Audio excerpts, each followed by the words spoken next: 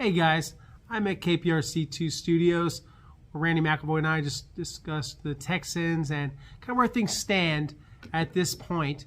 2 games through the preseason with 1 to go, and that's against the Detroit Lions on the road at Ford Field. And of course, we'll be there for the joint practice with the Lions, which is scheduled for Thursday morning. And then the team will have a day off / walkthrough type of day with the game set for Saturday afternoon. So full coverage at KPRC2 and www.click2houston.com. And of course here at YouTube on the channel. So guys, thanks. And this is, of course, after we already discussed today the trade of John Mechie III to the Philadelphia Eagles in exchange for new tight end Harrison Bryant, previously Florida Atlantic University, where he's a John Mackey Award winner, the Cleveland Browns as a 4th-round draft pick, and the Las Vegas Raiders, and then this offseason with the Eagles on a 1-year, $2 million deal. So I've asked around a little bit with some general managers. They say he's a good player, not a great player. Good, but not great, solid. Well, that will do. And they did need some depth, obviously, with Brevin Jordan going down for the season with another right knee injury, a devastating injury, as D'Amico Ryans called it. So I could see him fitting into the roster, and that's the main reason why I wanted to have videos, kind of talk about the roster, because I know you guys are ready for them to cut down, and they're going to have a tough time getting down to 53 players. As you heard from D'Amico Ryans, these are some very difficult decisions. And that's because the roster just continues to get better. And that's a sign of progress, that the foundation, there's more talent here. And that's what good football teams, it's a good problem to have when you have to cut good players. It just means that you have more difficult decisions. And, when you're trying to find the best 53 and you're not very good, like they were under David Culley and under Lovie Smith, well, the decisions are very clear-cut. I believe that special teams and injuries will be a major factor, just like every year, regardless of the degree of difficulty of the 53. So I want to give you some thoughts on the 53, which is an real organism, I kind of call it. It's growing, it's evolving, and it changes all the time. There was a near move for a wide receiver, not the trade. That didn't happen, so that move was potentially going to happen. Didn't happen, and there was a reason for that. But I'm not going to get into it. But it wasn't a big move, but it was a move that was being contemplated. So now they pivot by trading a wide receiver. So let's kind of start with wide receiver and how we see this thing going as we head into the final week. And we don't know, of course, what injuries might happen between now and then, or performances. So still some evaluations happening.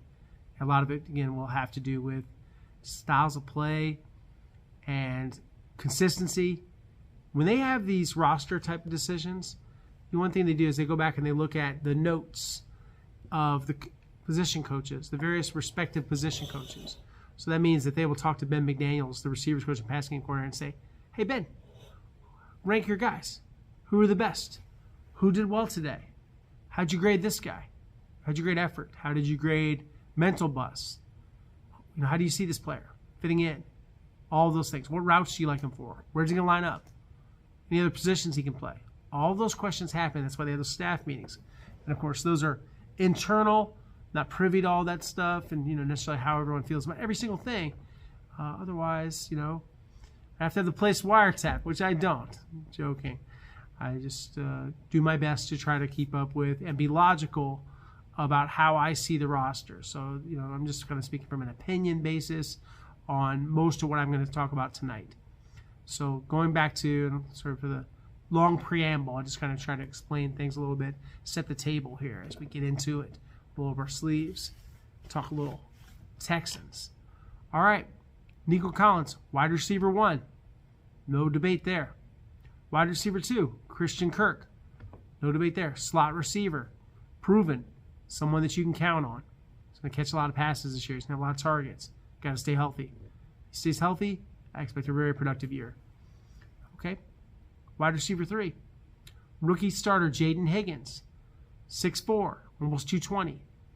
Big time leaper, someone that runs some good routes. That was a smooth route against the Carolina Panthers. That looks good. That's how you win. You win routes like that. Then Jalen Noel. Slot. Can do a lot of things. Can play special teams. Can also return, punts or kickoffs. But primarily punts. And he was the Big 12 Special Teams Player of the Year. All right. I feel like Xavier Hutchinson has earned a roster spot. He deserves to be on this team. I've seen that in their comments. I kind of feel like, he can be counted on. And they talk about someone that's just gotten better. It's an improvement league. Okay, so where does that leave you? That leaves you at 5 receivers. So maybe it's not that complicated. Maybe it's Justin Watson is a 6 receiver, and then you're adding Braxton Berrios, just like they had with Steven Sims. That is a scenario.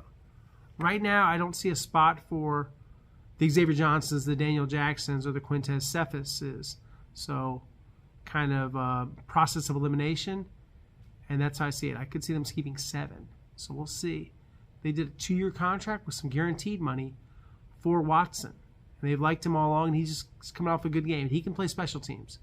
That's something John Mechie III didn't do. It wasn't because he wouldn't play. It's just because he wasn't good at special teams. All right, very good. Let's talk about quarterback. So at quarterback, obviously, Pro Bowl quarterback C.J. Stroud. He's the guy. Davis Mills is a good backup. And where does that leave Keaton Slovis, who's at a better camp than Graham Mertz? And Graham Mertz is a draft pick. I understand that, but he's coming off the ACL, and he's had a tough preseason. I can't see either making the 53, and they're going to have to pick one for the practice squad. Do you go with the experience of Slovis, or do you go with Mertz? I would think it would be Mertz because they have the draft pick, unless they've just soured on him. But, I think that, he's a work in progress. So we'll see how they orchestrate that, but 2 quarterbacks. Okay, let's go to running back. I believe Joe Mixon will begin the season on the non-football injury list. I've been told it's a tough situation, a complicated situation. The word complex has been used. So something with his recovery is not going as well as it did in the summer. And, it's a non-football injury, meaning don't know exactly why. It's been kept like a state secret, what he did to get hurt away from the team. But I know he went from boot to lace-up brace to some good activity over the summer, to me being told before camp that he was doing well, to also before camp him visiting that doctor. I have a little more information about the doctor visit, and they specialize in electromagnetic therapy to break up scar tissue. Still haven't heard of any surgery. Don't think there was one. Maybe it was a secret surgery. Not sure. Then, they'll hear of progress, but maybe some talk about the scar tissue and all that sort of thing. We'll see. None of it seems to head toward playing against the Rams. And if he's not practicing soon, there's really no way. It's not going to happen. Okay, fair enough. So now you feel a little bit better about Nick Chubb because he ran through some holes. There were some big holes to run through, and he averaged 5 yards a carry. Looked like more of a gamer than a practice player, obviously. Dameon Pierce is healthy, and they're going to ramp him up very soon, and he's going to start playing. I don't know if that means if he would play any preseason football. Tend to think no. He's a proven player. Doesn't need to play the preseason games. Okay, got that. Woody Marks just rushed for 40 yards. I think he solidified himself. So did Dario Ogunbowale. So it's kind of a committee approach. Then you're making a decision, and I think when you look at running back and kind of how it'll all finish up, don't see a spot on the 53, the initial 53 at least, for Jahar Jordan or J.J. Taylor. And that's just how I see it. Okay, so fullback. Is it British Brooks or Jakob Johnson? Jakob Johnson plays special teams. He can also play tight end. British Brooks is a great special teamer, and they would probably love to have him on. Can they get Brooks onto the practice squad? Could they cut him and then bring him back and then have him as an elevation for special teams? I'd say yes. So maybe you keep Johnson. They love Brooks, though. So we'll see how that goes. Okay, now we're going to go offensive line. So Cam Robinson, we expect to be on the 53 and possibly even ready for the first game. He has a chance to be ready for the first game. And if he's healthy, I think he'll be the left tackle, and Urshery will be the right tackle, and Titus Howard goes back to right guard instead of Ed Ingram playing there. At center, we think it's going to be Jake Andrews, and Laken Thomas, of course, is left guard. He is a stalwart. Okay, great. So this means you're going to have backups. You have, of course, Ariante Urshery as a starter at right tackle, the rookie. He's been impressive. And Jared Patterson, even though he's listed first on the depth chart, as the top backup. You also have Juice Scruggs, who can play center, left guard, and right guard. If they don't activate Trent Brown soon, I think he's going to start the season on some kind of reserve list. So we'll see how they go with that. I like Ed Ingram to make the team, and I definitely feel like Blake Fisher should. So that leaves us probably outside looking in. Austin Deculus, Ladarius Henderson, Eli Cox, Jalen Thomas, and Zach Thomas, and Connor McDermott. So that's kind of how I see that position going. Tight end. Dalton Schultz, of course, the starter. Cade Stover, almost like a co-starter, especially when they're in 12 personnel, 2 tights. Harrison Bryant has just made this interesting because of the trade for Harrison. Does he make it instead of Irv Smith?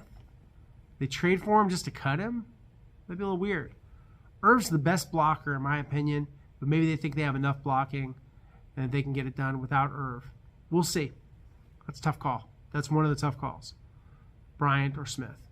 Just like fullback. Very tough call. Okay. So we have, yep, that covers it. We've gone over the offense. Let's shift to the defense. Some people call it a 4-3. Some people call it a base 4-2. And sometimes they run 4-3, and they've been experimenting with that. With 3 linebackers. And I don't know how they're going to run the ball on these guys. You got E.J. Speed in relief of Aziz Al-Shire. Henry Toto and Christian Harris is back.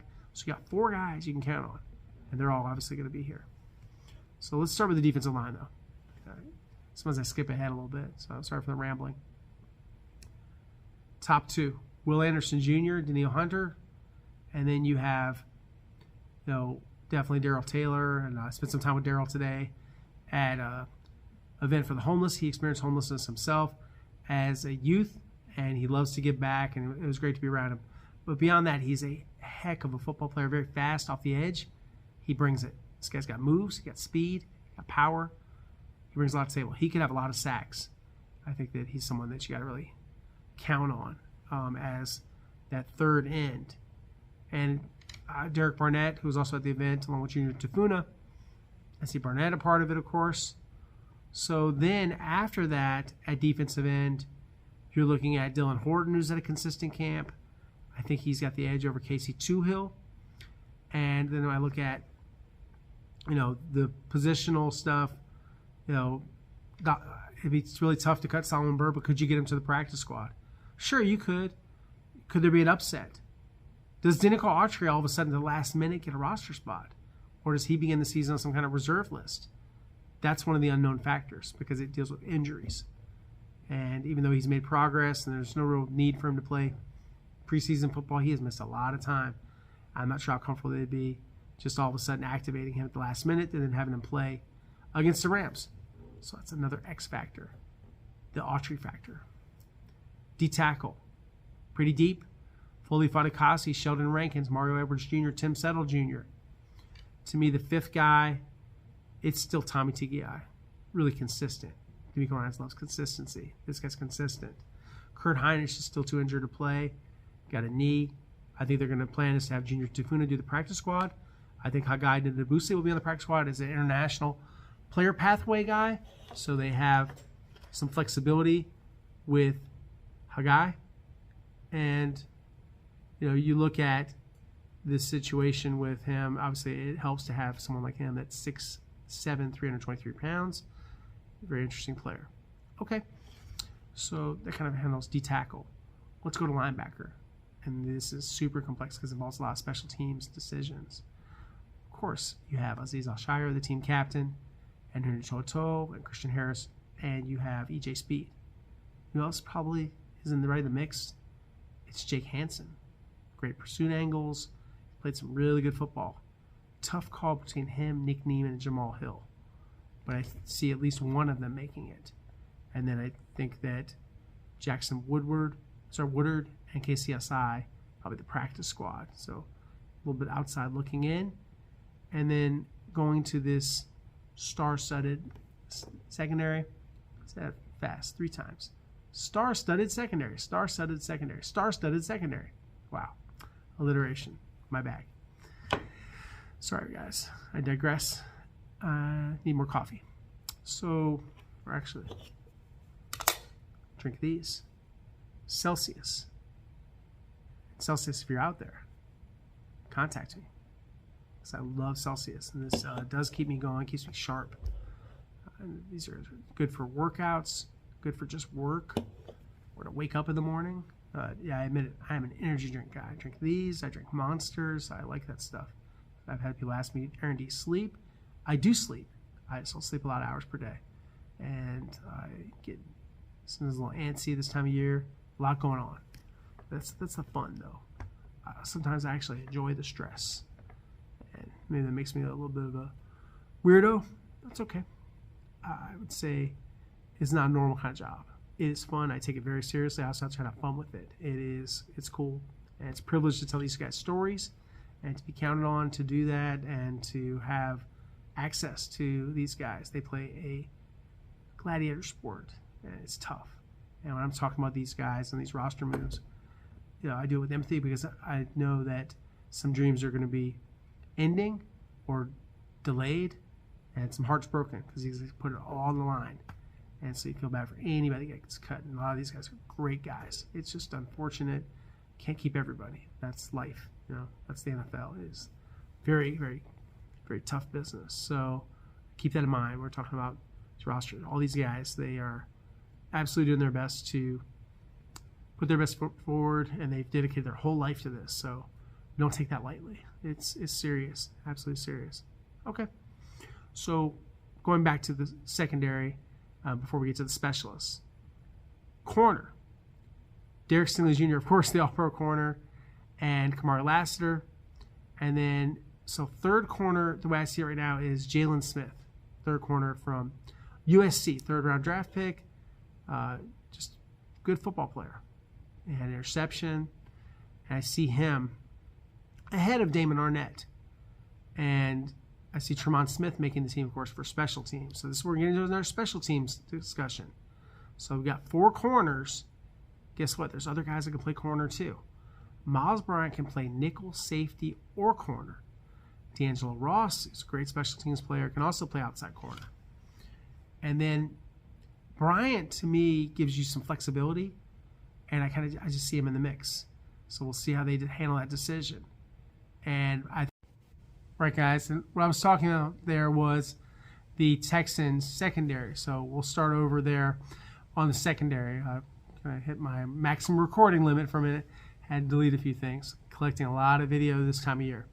Okay, so like we were saying, obviously all-pro corner Derek Stingley Jr. and opposite him standout second-year corner Kamari Lassiter. And then you have Jalen Smith, I believe, as a third corner. And then Tremont Smith makes it as a fourth corner / special teams ace. Obviously, they made a big financial commitment to him, and he's an outstanding special teams player. As he said, he would run through a brick wall for Frank Ross. I believe he would. Okay, so Damon Arnett, I don't know if they have a spot for Damon. They have a decision to make. Damon did have the interception. He has looked good. He's starting to knock off that rust. Would he go to the practice squad? Or might the Green Bay Packers or the San Francisco 49ers or another team add Damon Arnett Jr., the former Raiders first-round draft pick, who's making an impressive comeback after being out of the NFL for a while, and then restarting his career, resurrecting it with the Houston Roughnecks. So we'll see. That is another tough decision, is Arnett, who's physically talented enough to play this game. They just have a decision to make. Is he ready? Do we start him out on the practice squad and we try to get him to the 53? They know that he would probably wind up with someone else. Obviously, every team has to do their due diligence on, I believe his off-field problems are behind him, and that's good. Okay, so we'll see what happens. It's going to be interesting at corner. I think that they're going to have to make a tough call. And then safety. C.J. Gardner-Johnson could begin the regular season on a reserve list. And I could see that happening where they do the short-term designated for return IR and then get him back out there as soon as they can after the 4 games. But yeah, even though he hasn't been ruled out for the first game, he's got to start moving better and getting healthier real fast for him to be able to. Can you carry him onto the 53 as an injured player? Yes, you can. That's up to you, but obviously he wouldn't be available to you. And so they would have a decision to make on whether they would get him, onto the active, or if you're going to get MJ Stewart out there starting. Jalen Mills is another option, but I think right now it's going to be Stewart next to Kalen Bullock. So Kalen Bullock and MJ Stewart. Then Jimmy Ward is not ready to play, as I've said before, because of his foot.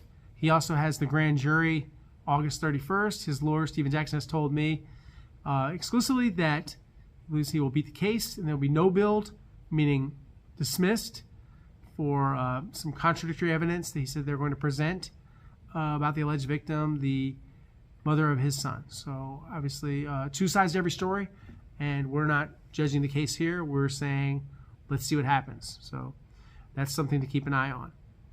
You know, without Ward, so you've got Bullock and you've got MJ Stewart and you've got Jalen Mills. And so Mills and Russ Yeast kind of have a decision to make there. I think Yeast is coming off a couple of good games. Mills is new, but he knows the scheme. So they have a decision to make there with that. Jalen Reed has a mild knee sprain.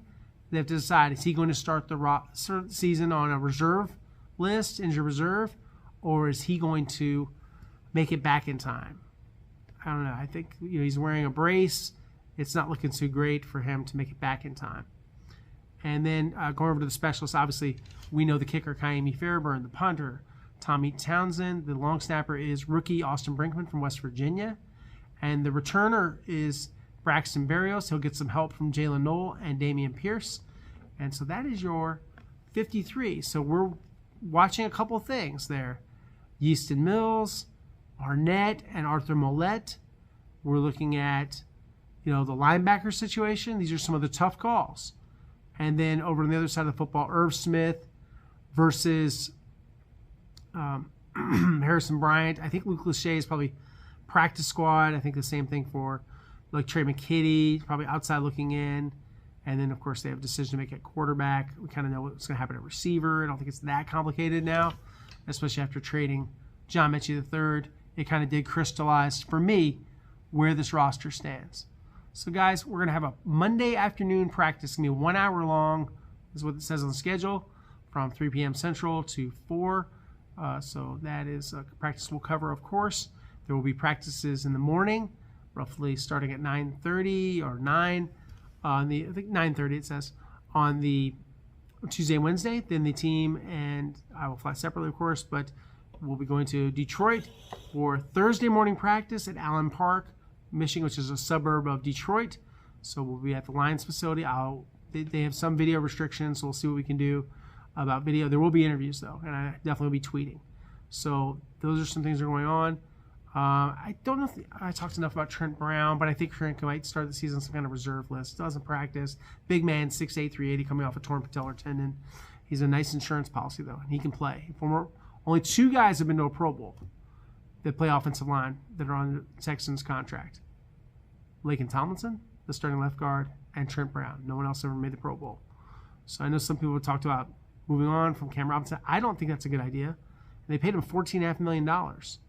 Doesn't make sense. Updating injury reserve, Keontae Hamilton, Brevin Jordan, Dalton Keene.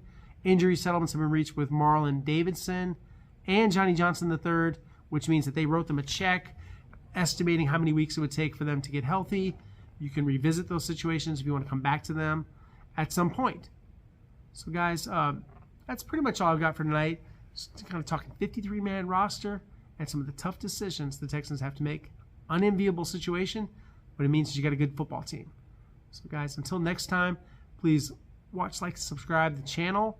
We're getting close to, I think, about 14,500. So the next goal is 15K, and would love to do that this week as we head into Detroit. So let's keep growing together and keep building the channel. I'm having a lot of fun with it, and appreciate everybody's support. And I also encourage you to watch and like and take in the other content. I was a guest on The Lead Houston with Harley. I had a lot of fun talking with him. I watched Landry and Cody and Seth and a bunch of the other creators. And so everybody is doing a great job. It has their own style, own niche. So, yeah, please don't just, and again, everybody's got their own, like I said, their own style.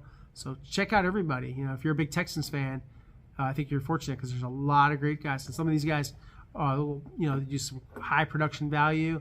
I'm a little newer to it. I'm learning. I wouldn't say I know everything there is about YouTube. I'm really educating myself as we go, learning on the job, on the fly here.